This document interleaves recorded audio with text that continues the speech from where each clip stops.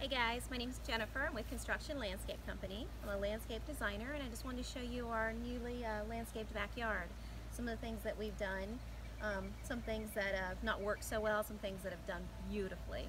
So I just want to introduce my new backyard space. This has been kind of been a work in progress, but I kind of started this long planting bed. We have a pretty shallow backyard, so you can see most of the landscape planting is pretty nice thick layers, but it's kind of in almost like a buffer format. So this tends to work the best with what we have to work with. So right here is Olander Tree. It's pretty young. When it blooms, it has a beautiful magenta color in the bloom. Down below is one of my favorite Oleanders. It's the Ice Pink Petite. You can kind of see a bloom here, but overall they're still newly planted, so they're not getting much color right now. But as they grow in, they're going to max out at 3.5 foot tall, so they're going to be perfect in this height range for when this oleander tree gets about 10 to 12 foot tall and really becomes the ending anchor point to the backyard. Right here, this guy's been in for a little while. This is his second year. He is a dwarf alocasia or elephant ear. He is really multiplying. You can see my little Wyatt here tends to really like this spot for hunting, but they multiply in stems and really become just a nice, great 4-foot focal point for any garden. And I like to just kind of cluster those in little openings that kind of call for a little bit of a dramatic big leaf pop, and they do that. So down below, these are quarter lines, and they're called Sherberts, and they have a fantastic variegated leaf. The lower leaves have a tendency to be a bit deeper, and the larger or the taller canopy leaves have a tendency to really have that bright lime green to them. So they give it just a nice variation of color. These are going to grow together. As far as quarter lines go, these are the shortest, more compact version. They're kind of short and chunky and widen out. So the goal is for these, as they grow in, to really kind of grow together and grow together and become kind of a skirt for this cool areca palm to the back. So these are going to come in and max out about 3.5 to 4 foot tall. Now every time I do clip these guys, I'll clip them here, for instance, and take this top off. I can take that top and relocate it right here in this empty spot and just allow these to multiply and kind of get some free plants as they grow. So they're pretty cool. These here are one of my favorite plants. I mean, look at the size of this leaf. It just really, it just has a fun, dramatic look to it. It's called a spot leaf, copperleaf, and I'm assuming that the reason why it's called spot leaf is because of all the great color variations in the leaf. And to me, it gives off almost a spotlight in the garden, because if you have some dark contrast here and you have some dark contrast here, and then I usually do a green backdrop, you can kind of see how I have the Lucie to the back here, and you plop about 4 or 5 of these in one grouping, then it creates that spotlight type of feel in a garden. It really makes this area pop, and this is actually one of the areas that I noticed first when I walked to the garden. Down below, where Wyatt's hiding, are Wilma Crotons. Again, they have a really great variation in crotons here, a great variation in the leaf here. They go from the dark to light, very similar to how the quarter lines do. And these are going to be kind of a large croton as they grow in. So they'll grow into about 36 inches as well. We'll leave the back in this area here about 5 feet. So we do have a nice kind of a stepping waterfall effect here. And that kind of carries them through this area. So again, these will create a nice skirt as they get right into here for this backdrop of this very old European fan palm. So this European fan palm is probably a good 15 years old, and you can really see it from that old man trunk. I love that little bit of rustic look with this more polished bit of the crotons. To the back are a different variety of quarter lines. I cannot recall that quarter line name, but it's kind of a new one for me. I dabbled it just in the back there just to kind of see how they're going to do, and we'll see how they kind of grow in over time. This here is a different croton, and I've got a few of these. These are more of a shade croton, and I've plopped them into some of the shady areas because we do have more of that shade than we do of the sun. So this is a magnificent croton, and it's got a great wide leaf. As it grows in, this leaf itself will be bigger than my hand, so it's going to be just a great wide, very tropical look. We've got some succulents that are kind of tapped into the waterfall here. My favorite part of the garden. It's just, I don't know, it's just so soothing. I don't know if there's any place that you can stick in a water feature into your garden, whether it's a fountain or just a little, you know, anything that's going to give you a little bit of that wonderful sound. It brings you out into the garden so much more than you would ever realize. So just do it. So this is a disappearing water feature. So this one has two bowls here, so it kind of has a nice, you can kind of hear the sound overall. Goes through the stream, and then there's a basin. There's a 50-gallon basin below the ground there, and it goes right into that basin, disappears like it's into the rock, so there's no pond, so you're not worried about the mosquitoes. And then it circulates right up to the main section of the water feature, and it just recirculates that water over and over again. I've, out of experience, put a little bubbler. I don't know if you can see that up there, but put a little bubbler up there so that way every time the irrigation comes on, it just adds a little bit of water to the fountain. So any water that's evaporating over time, it just takes care of that right away. To the back there, they're not in bloom, but those are red gingers. They're going to completely take over that whole back area and engulf the rear section of the water feature. Anytime you have a raised area of a water feature, you want to take it and nestle that back with just some real tropical vegetation, because it just it brings that reality to any type of rock feature of any kind. And I even do that even with statues, as you can see my little mermaid back there. But right next to the right of the water feature, we have a areca palm as well, and to the left we have a coconut palm growing in. I have another magenta oleander back there. It's a little bit of a shady spot for it, so we're going to kind of see how it does. We may need to move that into a sunnier area over time, but we'll see how that takes hold. Right here, we have a Rojo Congo. It is a great wide leaf. So you can see I tend to really like those dramatic big leaves on a tropical garden. But it has this great red stem to it, and then the underbelly of these guys have a red tone until they fully mature out to a big leaf. This one's still young. It's going to max out at 4 foot tall, and the entire, all the stems will be just flooded with these big leaves. So it really does just give you that great impact of a tropical focal point. We have more of those shade-loving crotons here, and these are the magnificents, and they will do well. What's great is they'll do well in the shade, and they'll do well in the filtered light, so they can handle, you can kind of see that we've got some good sun in some of these areas, and they're just doing fantastic. My favorite of all quarter lines, the Exotica. These guys just do so well. They have a bright pink, bright lime green look to them, and they do stay a nice 4 foot tall, so they're going to grow in real well. To the back, those are diamond quarter lines, just to give us another pop of pink, because I am a girly girl with my pinks. So this is this color palette is going to really blend together really, really well. Again, we have another coconut and areca palm to the back, and this area will fill up in no time. Dabbled in with some philodendron back there, and again some more oleanders. Right here, I don't know if you can see this big guy here, but this is a triangle fan palm.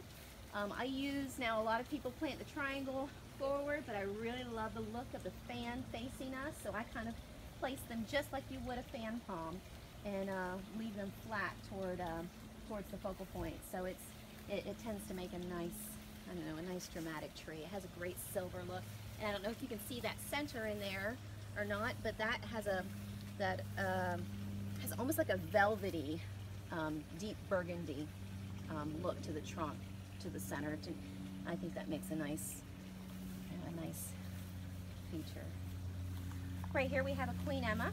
It's in partial sun, so you can see that in the afternoon it gets a dappled amount of sun, a little bit of a protection from the outside leaves. Otherwise, it does real well. It was damaged during Matthew, so we lost several of the leaves, but I tell you that it's been about 2.5 months now, and this is all new foliage on this guy, and he's just doing so much better. You can see that we've got a mixture. We got some sun over there, and we've got some shade over here. Why I love quarter lines. Quarter lines will do well in the full shade, and they'll do well in partial filtered light with some afternoon sun even. They do like this little bit of leaf coverage that we have going on here. But as long as they're not out in the direct sun, they keep their color really well. So you want to make sure that you place your quarter lines with a little bit of protection underneath some canopies, whether it's oak trees or palm trees or whatnot. But if you place them under that so they get some filtered light, they'll keep that brilliant color, and they won't bleach out. If you put them in the full sun, they're going to burn. Actually, I have one over here on the end that's a little bit more full sun. We'll look at that in a second, and you can tell that the outside of the leaves are they're not having it. So I'm probably going to have to move that into one of these little nooks in here that get a little bit more shade. So here we've got bottle palms, and they love this spot. I have a tendency to really like my palm trees to interconnect. I love the leaves and fronds touching other fronds. I just feel like I'm in a tropical atmosphere when that happens, so that's kind of the direction that I tend to go in. Follow through with the theme here. We have another Congo. We have a grouping of Crotons here. This little spot's not quite finished. I've got a large pot that I'm going to put in here, and maybe some upright fountain or pampas grass or something that I'm going to put into it. This traveler's palm, poor thing, was so damaged during Hurricane Matthew, and after we had a few storms that really just did the trick, and it lost quite a bit of its leaves, but it's already fleshed out with 3 new leaves, and it's got some growth at the bottom there, so it's going to do just fine. Another very old European fan palm, and then we have a magenta oleander here, again, that's not yet in bloom. You can see a little bit of those tips, but when they bloom, the color is just out of this world. They just go to town with it. These oleanders that are here are the same as what's on the end. Again, not in bloom. They hit bloom about next month in August, and they are a petite ice pink, so the coloring is just soft, and this coloring is dark and dramatic, so they blend so nicely. This is the quarter line I was talking about back here, and you can just see it's not happy. This is the diamond quarter line. It's just not happy with where it's at. It's got browning leaves on the outsides, on the back, a little bit on the front. I'm hoping that I can get it to take hold here, but you can see just this is a little bit too much sun, very little protection because the sun is kind of coming from an angle here. So a very old and fully matured Christmas palm. If you look down this way, my coconuts are taking off. So these guys are only 5 years old. I bought them about 8 to 9 foot tall in a 25-gallon pot, and they are super, super happy. Even after all the storms that we've had, they're happy. This plant right here, these are the red gingers, and I've got them behind the fountain as well. This is what the blooms look like on these guys. This is the back side, so you're getting more of the shade from this angle. But these blooms literally bloom all summer long. I mean, once they started blooming, it took them a good year to get established, but once they started blooming, they haven't stopped. And they just, each one of these blooms, they last probably, I'm saying I'm getting 3 or 4 months per bloom. So you're always having color with this plant. These 2 plants, I planted them in 3-gallon size, this big. I mean, they were, maybe 24, 30 inches when I put them in. And a year later, after they got established, it took them that time, about a year to really be happy. But once they were established, they've been beautiful ever since. So if we walk over here, this is a large leaf Croton. This is also in the Wilma family, like you see over there. Now I'm allowing this guy to get this size because just to show you, even dwarfed plants have a tendency to be 4 foot tall if you let them. But I'm allowing these to be this size because I really like the way they look from my bedroom window there, and I love this pop of color they offer. So considering that this slope is pretty aggressive, I like this amount of height underneath this coconut palm. So, but the Wilmas that are in this bed here, I'm going to keep short, and you can absolutely keep them 2 foot to 3 foot, and that's a perfect height for them. So Over in this space, these are Fiesta hibiscus, and I wish I'd done the video just a few weeks ago because they were in such beautiful blooms. I'll try to post a picture of what they look like when they're in bloom, but literally there's 4 colors to it. They're peach, tad bit of orange in there, a magenta, red with a touch of a burgundy in the middle, and then somehow somewhere along those lines there's yellow in there. So it's just a beautiful color mix. So, and when they're all in bloom, they set this back section off, and I'm probably going to let these guys get to about the height of the wall just so I can kind of see through the wall and see that blooming cover. So I'm going to let these guys get a little bit bigger than I would normally let hibiscus get. And that's what's great about hibiscus is you can let them get 4 or 5 foot tall, and as long as they're trimmed regularly, they're happy. So I kind of want you guys to see the distance. I mean, we're looking at a lot of landscaping and a really small space. This area, this decking that we put in is about 12 foot from the house out. So, and then, you know, we've got maybe 15 foot or so from the deck to the new planting bed. And the planting bed is 9 to 10 foot wide, and it ranges from ankle to ankle, but as it pops out. But there's not a lot of space. I mean, my lot size is relatively small. I mean, we live on a postage stamp here in Vero Beach. There's not a lot of room, but you really can create just a tropical atmosphere with very little space. So don't give up just because you have a difficult lot. This lot, when we first purchased it, you literally go from the backyard, it went straight down, and then we had this little berm or buffer that the builder established, and that was it. It was it. I mean, the grass wasn't even usable. We're actually still struggling with the grass. That's, I think, why the bed keeps popping out this way, because everything else does so well, but our grass, for some reason, is one of those troublesome areas. So we're talking about a very little amount of space considering backyards go. So you really just be creative. Bring in those layers. Think of a waterfall effect. You know, you just want your height in there, and then with them some nice trees or bushes or flowering plant, and then come in with that, you know, 10 to 12, and then, you know, 6 to 8, and then your 3 to 4, and then your 2 footers, and then your ground cover, whatever that may be, and then just really, you'll really feel like your whole backyard is nestled in with some tropical landscapes, and you'll feel like you're at a resort. This is absolutely 100% my getaway. This is my coffee drinking spot in the morning, my glass or 2 of wine in the evening. This is it, and I couldn't be more pleased with it. I hope you guys like it. If you have any questions about any of the plants that you've seen here, please give me a call, put it in the comments. I'm with Construction Landscapes, so you can find us online. We'd be happy to help you, and we appreciate it, and we love what we do here. So thanks for watching.